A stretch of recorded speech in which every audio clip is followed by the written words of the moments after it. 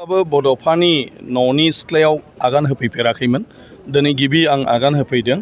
गुबुन गुबुन समाव बिथांनि मुङै बायदिसिना थिथि जायोब्लाबो आङो दस्रा खामानियाव जरित जानानै दंबोयोमोन। दुलाराय बर' फरायसा आफादाव थानाय समावबो गुबुन गुबुन समावबो। गतिके बेवहाय फैनायनि आङो खाबुखौ मोनाखै आरो माब्लाबाबो आं हारसिं प्रग्राम खालामनानैबो आं फैनाय जाबोआखै। नाथाय जिहेतु बयबो बेवहाय फैबाय थायो, नाथाय आं फैनाय जायाखै। बेखायनो आं दिनै स्पिकार हिसाबै महरै दं आरो एसे आजोरोम समाव दं। गतिके बे हिसाबै आं खबर लानो हायो। बे हिसाबै आङो मोनसे गावनो गाव गोसोखांनानै आरो जायगानि मानसिफ्राबो बुंबाय थायो जे खेबसे दतमायाव फै, जोंनिथिंबो फै। बे हिसाबै आं दिनैहाय बड'फानि न'आव फैनायनि हाबाफारिखौ लादोंमोन। बयबो न'खरनि मानसिजों जयै सावरायलायनो आरो बेवहाय थुलुंगाफुरिखौबो खेबसे नायनानै थांनो। बे हिसाबै आङो दिनै फैदों आरो जोबोद मोजां मोनदों गोसोआव जे आंगो बड'फानि न'खरनि मानसिफोरखौ खाथियावनो लोगो मोननानै दुखु सुखुखौ खबर लानो मोननानै। बुंबाय थायो जे न'खराव मोनसेल' गिदिर जेंना दं, बे जाहैबाय सासेबो साख्रि गोनां गैया। गतिके साख्रि थाख्रि मोनोबा गोबां मदद जायो। गामिनि मानसिफ्राबो जेब्ला लोगो मोनो खबर लाब्ला सोंब्ला बे बाथ्राखौनो बुङो।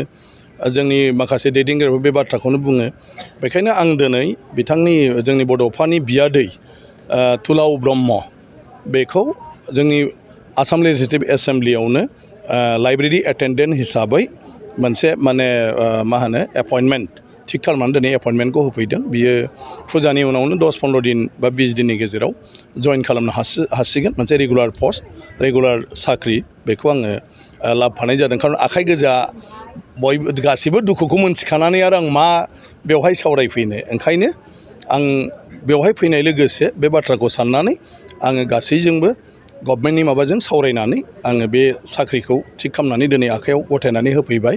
बेनिफ्राय सासे जिहेतु थाबायनो हायै जोंहा बियादै दं बड'फानि, बे बियादैनो आङो मोनसे इलेक्ट्रनिक हुइल चेयार लाबोनानै दिनै होफैबाय, जाहाथे बेजों बियो गामिफोरखौबो हारसिङै बेरायनो हायो, रावनिबो मदद नाङा जासे।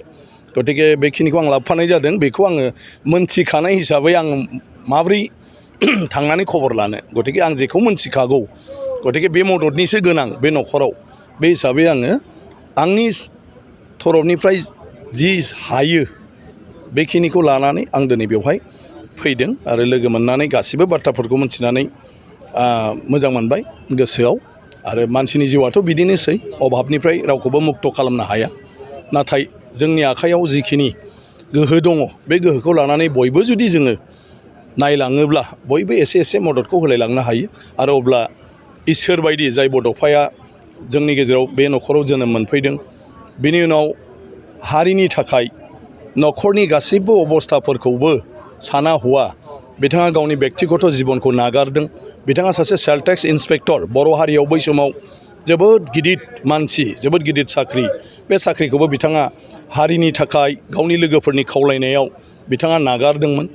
न'खरखौ नागारदोंमोन, बिमा बैसो जानाय आरो न'खरनि अबस्था गाज्रि, बिदा बिबाजै बिसोरखौ नागारनानै हारिनि थाखाय बियो ओंखारनानै दुलाराय बर' हारिखौनो खौसे खालामदोंमोन।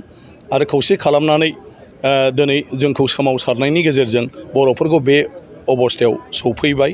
आरो बिनि गेजेरजोंनो आंबो दिनै स्पिकार जाफैदों। बे सोमावसारनायनि लामाजों फैयामोनब्ला राजखान्थि जिउआ आंनियाव फैनाय नङामोन आरो दिनै आंबो आसाम बिधान सभानि स्पिकार जानो हानाय नङामोन। बेबायदि गोबां बर'नि जिथु सोलायनाय, आथिखालनि बड'लेण्ड बेबो बड'फा नङामोनब्ला, बड'फाया गासिबखौबो फोरोंखानानै सोमावसारनायनि लामाखौ दिन्थियामोनब्ला बे BSc, बे BTC, BTRआबो जानाय नङामोन। आरो बे जायाबा दिनै UPPL, BPF जानानैबो नांलायलायनो मोननाय नङामोन।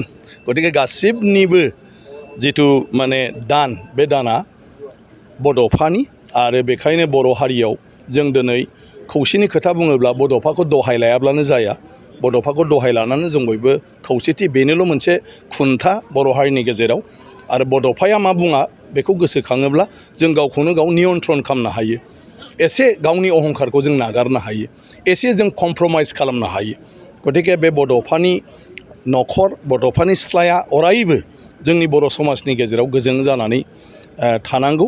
आरो बे बेलायाव जों निस्सय बयबो जुदि आखाइ फोलाव हरोबा, मदद हरोब्ला जेब्लाबो जों बड'फानि मुंखौ जों जेरै सन्मान दिन्थियो आरो गुबैयै बिथांनि जिथु जोनोम थावनि बे थावनिखौबो अराय मानसिनि सिगाङाव जोङो जेब्लाबो माने मोजाङै दिन्थिलांबाय थानो हागोन फरायसा हिसाबैबो आरो मोनसेया जाहैबाय बियो सासे माने गिदिरथार दैदेनगिरि महात्मा गान्धीजों जोङो बड'फाखौ रुजुनो हायो महात्मा गान्धीया सासे एडभकेटमोन बिहा अकालति प्रफेसन दङमोन नाथाय मोनसे समाव जोंनि भारत हादरखौ उदांस्रि खालामनांगौनि गोनांथिखौ नुहुरनानै बिथाङा गावनि अकालति खालामनाय प्रफेसनखौ गारदोंमोन आरो न'खरखौबो गारनानै सारा भारतआव गिदिंनानै ब्रिटिशनि आखाइनिफ्राय भारतखौ उदां खालामनो थाखाय बयखौबो सोमावसारनो खावलायदोंमोन अहिंसा नीतिजों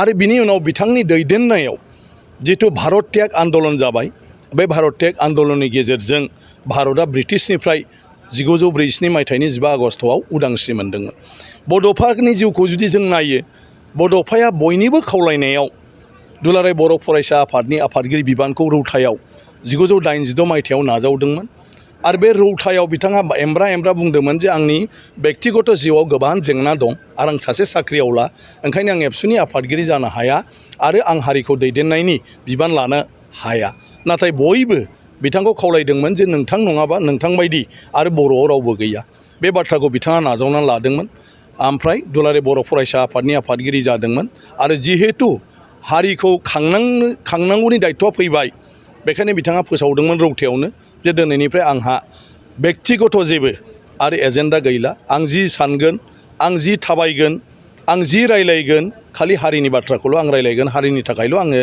हान्थिगोन आंनि एजेन्डाया हारिनिल'सै आरो बे दिननि उनावनो बिथाङा गावनि गिदिरथार साख्रि सेल टेक्स इन्सपेक्टर साख्रिखौ नागारदोंमोन जेरै महात्मा गान्धीया गावनि उकालति प्रफेसनखौ नागारदोंमोन महात्मा गान्धीया जेरै बिसि फिसा न'खरखौ नागारनानै दावबायदोंमोन बड'फायाबो गावनि न'खर बिमा बुरि आरो न'खरनि बिदा बिबाजै गासिबखौबो खुरमा बाहागि नागारनानै बिथाङाबो बर' हारिनि गेजेराव गिदिंदोंमोन बयखौबो अर्गेनाइज खालामदोंमोन आरो आलादा रायजो बड'लेण्डनि सोमावसारनायखौ बिथाङा दैदेनदोंमोन आरो अहिंसा नीतिजोंनो बे सोमावसारनाया जादोंमोन आरो बिथांनि बे सोमावसारनायनि गेजेरजोंनो दिनैनि बर'फ्रा बड'लेण्डसिम बे बड'लेण्ड टेरिटरियेल काउन्सिल एबा टेरिटरियेल रिजनसिम मोनफैनानै गावखुंथाय गोहोखौ मोननो हादों गतिके बेबायदि सासे सुबुङा बर'निल' नङा दिनै आरो बर'फ्राबो माने मा होनो अहंखार खालामनो नाङा बे जोंनिसो बियो दिनै आसामल' नङा भारतबर्षआवबो बियो